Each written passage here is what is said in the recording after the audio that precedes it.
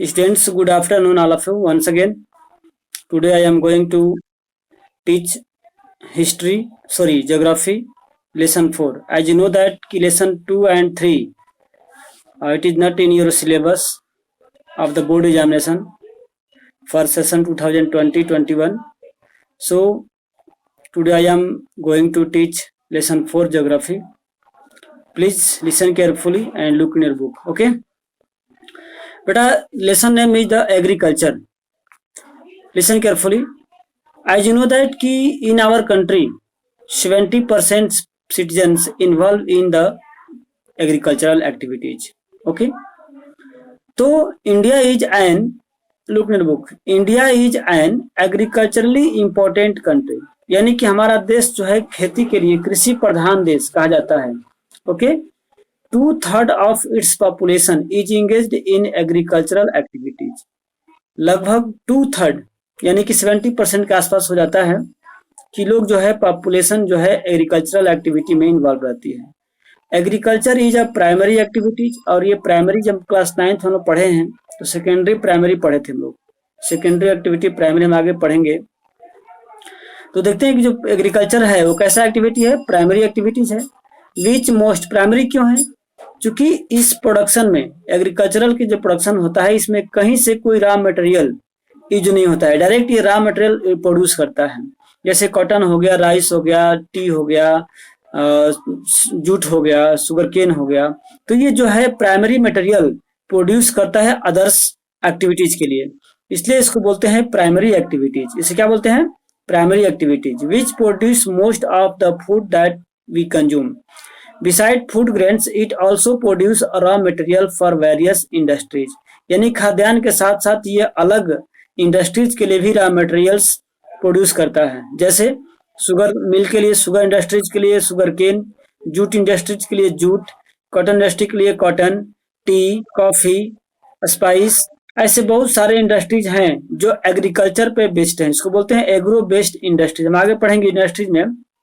तो agro based industries हम पढ़ते हैं, लेसन 5 है हिस्ट्री का, उसमें हम पढ़ाएंगे आप लोगों को कि how many types of industry. तो हाँ पढ़ेंगे देयर आर सब टाइप्स ऑफ इंडस्ट्री, जैसे एग्रो बेस्ड इंडस्ट्रीज. तो वहां पर जो ये फूड ग्रेन्स के साथ साथ हमें इंडस्ट्रीज के लिए भी रॉ मटेरियल्स कहाँ से प्राप्त होता है? एग्रीकल्चर से प्राप्त होता है. ओके, जैसे अब यहाँ पढ़ते हैं कि टाइप्स ऑफ फार्मिंग क्या है. टॉपिक नंबर नेक्स्ट देखिएगा आप लोग, टाइप्स ऑफ फार्मिंग. एग्रीकल्चर के प्रकार कितने हैं बेटा? There are mainly some types of only 3 types of farming. First is permittive subsistence farming, second intensive subsistence farming, and third commercial farming. अब हम तीनों को यहाँ डिस्क्राइब करूंगा कि परमिटिव सबसिस्टेंस फार्मिंग क्या होता है, इंटेंसिव सबसिस्टेंस फार्मिंग क्या होता है, और कमर्शियल फार्मिंग क्या होता है. देखिए हम यहाँ समझने का मेन प्रयास करेंगे सिंपली लैंग्वेज में कि परमिटिव सबसिस्टेंस फार्मिंग का मतलब होता है केवल जीवन यापन करने के लिए फार्मिंग करना. ओके, जैसे this type of farming is available in hilly region या where the population is less, population density is less in this area primitive subsistence farming available. यह में होता क्या है? This type of farming is still practice of few packets of land, few packets of India, यानी कि भारत में केवल कुछ ही एरियाओं में इस प्रकार की फार्मिंग होती है. Okay, Permittive subsistence agriculture is practiced on a small patch of land with the help of primitive tools like hoe, doe, digging sticks and family community labors. यानी कि यह जो खेती होती है, एग्रीकल्चर होती है, वो सिंपली पुराने मतलब नेचुरली, यानी कि इसमें कोई बाहर से कोई एक्स्ट्रा चीज नहीं मिलाया जाता है, कोई एक्स्ट्रा टेक्नोलॉजी को यूज नहीं की जाती है, जैसे तैसे खेती होती है. This type of farming depends upon the monsoon. यहाँ मानसून पर कोई इसमें एग्रीकल्चर इरिगेशन की कोई फैसिलिटी नहीं होती है. नेचुरल फर्टिलाइजर इसमें होता है, इसमें कोई अलग से फर्टिलाइजर नहीं मिलाया जाता है, कोई कीटनाशक जो है पेस्टिसाइड इंसेक्टिसाइड नहीं मिलाया जाता है. ये बिल्कुल ऑन द नेचर पे डिपेंड करता है. और इसमें एक हम लोग पढ़े हैं बर्न एंड स्लैश एग्रीकल्चर या स्लैश एंड बर्न एग्रीकल्चर. इसको बोलते हैं झूम कृषि या इसको बोलते हैं शिफ्टिंग एग्रीकल्चर. ये बहुत ही इंपॉर्टेंट पॉइंट होता है कि शिफ्टिंग एग्रीकल्चर क्या है, what is shifting agriculture. Okay, तो इसको हम लोग बार बार ध्यान देते हैं कि शिफ्टिंग एग्रीकल्चर आता है, इसका बहुत सारे नाम है अलग अलग रीजन में। तो हम देखते हैं यहाँ पर, it is a slash and burn agriculture, farmers clear a patch of land and produce cereals and other food crops to sustain their family. When the soil fertility decreases, the farmers shift and clear a fresh patch of land for cultivation. This type of shifting allows nature to replenish the fertility of the soil through natural process. Land productivity in this type of agriculture is low as the farmer does not use fertilizers and other modern inputs. It is known by different names in different part of the country. यानी कि ये जो agriculture है वो ऐसा होता है कि जंगल में जो वहाँ के वेजिटेशंस है उसको साफ कर दिया जाता है, साफ करके उसको उसमें बर्न कर देते हैं और उसके राख में ही ऐश में ही उसको सीड को सोन कर देते हैं। और जब फर्स्ट रेन ऑफ मानसून होती है तो सीड जो है ग्रो होता है, फिर प्लांट होते हैं, फिर वहां पर क्रॉप्स जो है पक जाते हैं। ये प्रक्रिया 1-2 साल तक चलता है जब तक उसकी फर्टिलिटी बन रहती है। क्योंकि यहाँ पर नेचुरल के अलावा कोई हम केमिकल्स या फर्टिलाइजर नहीं मिला पाते हैं, ऐड नहीं कर पाते हैं, इसलिए क्या होता है कि जो भी वहां पर जब तक वहां की मिट्टी जब सॉइल में फर्टिलिटी रहती है तब तक लोग प्रैक्टिस करते हैं। जब उपजाऊ नहीं होता है तो क्या करते हैं, आप दूसरे जगह पे लोग शिफ्ट जाते हैं। यानी कि अगर मान लो कि आप जमनिया में करते हो, 2-4-5 साल किया, इसके बाद खत्म चला गया, फिर गाजीपुर चला गया, अहमदाबाद चला गया, लखनऊ, इस तरह से एरिया में लोग घूमते रहते हैं जंगलों में। ठीक है, तो ऐसे को बोलते हैं शिफ्टिंग एग्रीकल्चर। और बेटा इसका नाम अलग अलग एरियाओं में अलग अलग है, जैसे हम पढ़ेंगे कुछ नाम। It is jhuming in the north eastern state like the Assam, Meghalaya, Mizoram and Nagaland, Pamlou in Manipur, Dipa in Bastar district of Chhattisgarh and Andaman and Nicobar island. यानी कि इस एरियाओं में जो है फार्मिंग होती है तो उसको बोलते हैं झूमिंग। उसे क्या बोलते हैं, झूमिंग कृषि। बेटा आर यू लिसन में, आप मेरे आवाज को सुन पा रहे हैं? ओके बेटा, समझ में आ रहा है नहीं, समझ में आ रहा है बेटा? ओके, अब देखिए झूमिंग कृषि का अलग अलग नेम दिया हुआ है। Jhuming the ice and burn agriculture is known as the milpa in Mexico. Mexico में क्या बोलते हैं, मिल्पा नाम जानते हैं। सेंट्रल अमेरिका में कॉनको नाम जानते हैं। इन वेनेजुएला में roca, in Brazil masole, in central Africa में। यानी कि हम यहाँ पढ़ेंगे तो इसके बहुत सारे नेम है, लगभग 20-30 नेम इसके हैं अलग अलग एरियाओं में, अलग अलग कंट्री में। अब इस राजस्थान में इसको बोलते हैं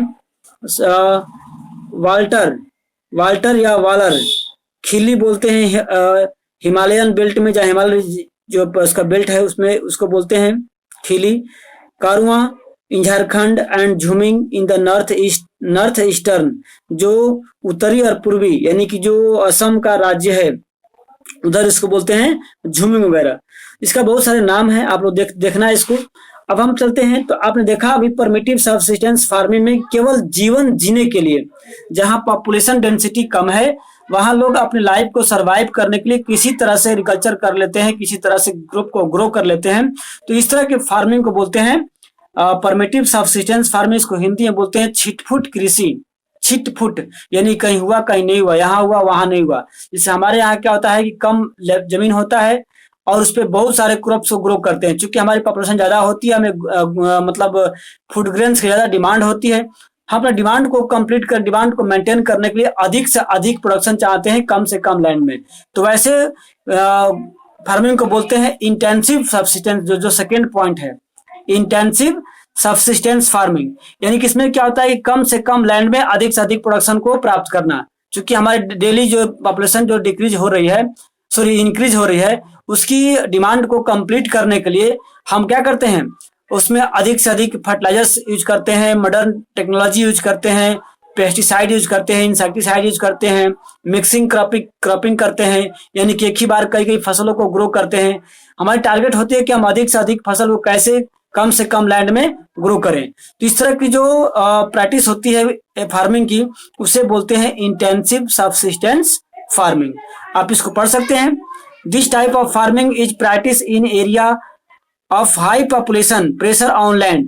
It is a labor intensive farming where high doses of the biochemical inputs and irrigations are used for obtaining higher production, यानी कि हम लोग अधिक से अधिक प्रोडक्शन करने के लिए कुछ भी तक करने को यानी कि इसमें pesticide, insecticide, fertilizers, chemicals, okay, नए मॉडर्न ऑफ इरिगेशन, उसको प्लाउ करने वाले सारे चीज को हम यूज करके मेरा टारगेट होता है कि अधिक से अधिक प्रोडक्शन को प्राप्त किया जा सके।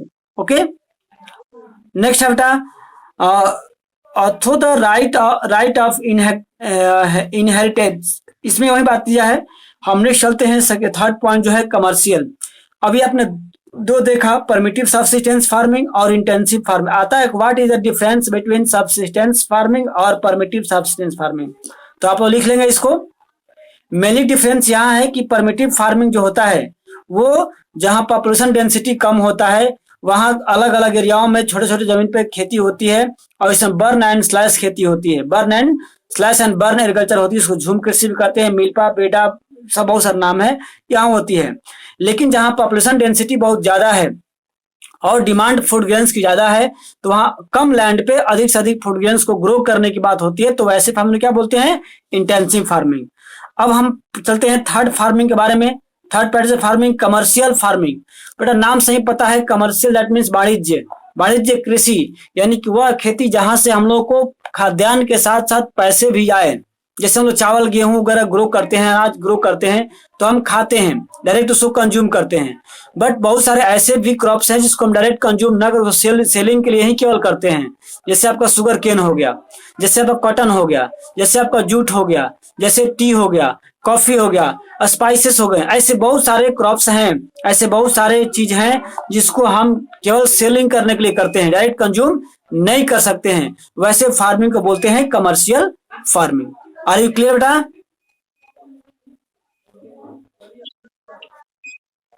ओके, थोड़ा देख लीजिए, बुक पढ़ता हूँ। The main characteristics of this type of farming, commercial में पढ़ रहा हूँ, is the use of higher dose of modern input that is high yielding variety seed. इसको बोलते हैं HYV, हाई यील्डिंग वैरायटी। इसको बोलते हैं ना हाइब्रिड, इसे क्या बोलते हैं, हाइब्रिड या संकर नस्ल के बीज बोलते हैं। ठीक है, तो ये होता है आपका हाइब्रिड, बोलते हैं HYV सीड्स होते हैं। ये क्या करते हैं कि अधिक से अधिक प्रोडक्शन को देते हैं। ये क्या करते हैं, इस एग्रीकल्चर में अधिक प्रोडक्शन होता है। इसमें केमिकल मिलाते हैं, फर्टिलाइजर मिलाते हैं, इंसेक्टिसाइड में तो है जीवाणु विषाणु, जो कीटाणु दवा मारते हैं हम लोग, दवा छिड़कते हैं, उसको बोलते हैं इंसेक्टिसाइड और pesticide. In order to obtain higher productivity, यानी कि अधिक से अधिक प्रोडक्शन को प्राप्त करने के लिए हम अपने लैंड में क्या करते हैं, इंसेक्टिसाइड, पेस्टिसाइड को उसमें ऐड करते हैं। The degree of commercialization of agriculture varies from one region to other region. For example, rice is the commercial farming crops of Haryana and Punjab, but Odisha it is the subsistence crops. देखिए इसमें क्या है कि हरियाणा, पंजाब में चावल जो है वो करते हैं कमर्शियल ग्रुप में, यानी कि अधिक से अधिक लोग सेल करने के लिए करते हैं। बट यही राइस जो है अदर स्टेट में वो केवल जीने के लिए, केवल खाने के लिए करते हैं, जिसको बोलते हैं कमर्शियल फार्मिंग। जैसे यहाँ पर एग्जाम्पल के रूप में हम पढ़ेंगे, अलग अलग डिस्ट्रिक्ट एग्जाम्पल दिया हुआ है।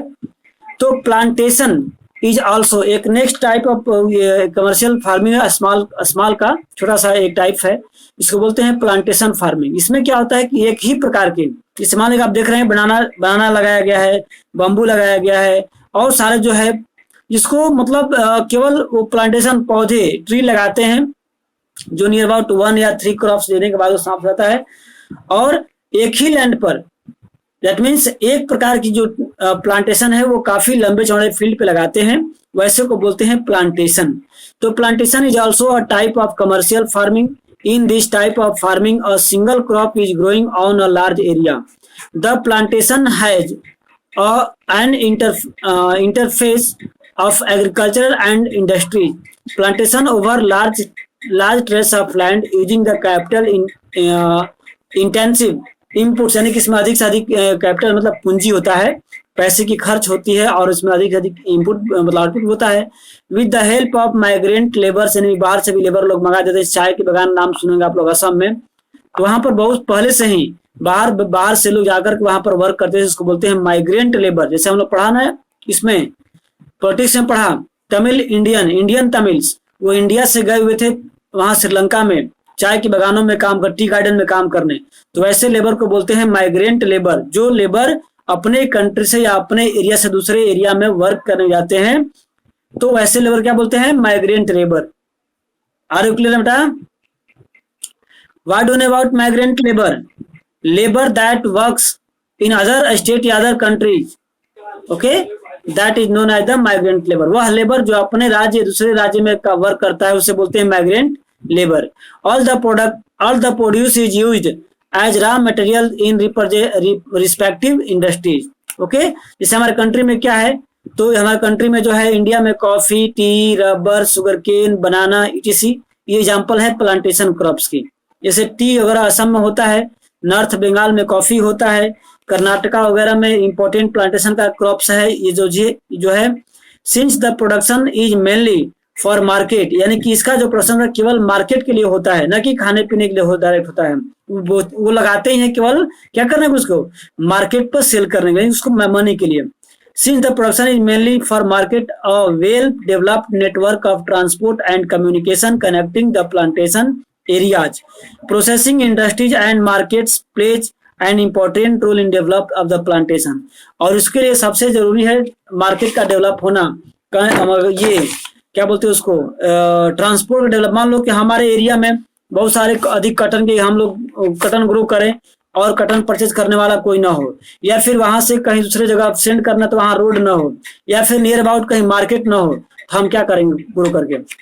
यानी कि वहां ज्यादा बहुत डेवलप होता है जहां पर आपका ट्रांसपोर्ट, मार्केट और अदर फैसिलिटीज जो है अवेलेबल होती है, वहां जो प्लांटेशन फार्मिंग होता है बहुत ज्यादा डेवलप होती है। बेटा आप लोग समझ में आ रहा? ये हम लोग पढ़े types of farming, student supply में हम लोग पढ़े टाइप्स ऑफ फार्मिंग, समझ में आना? ओके, तो मैं फिर नेक्स्ट टॉपिक स्टार्ट कर रहा हूँ।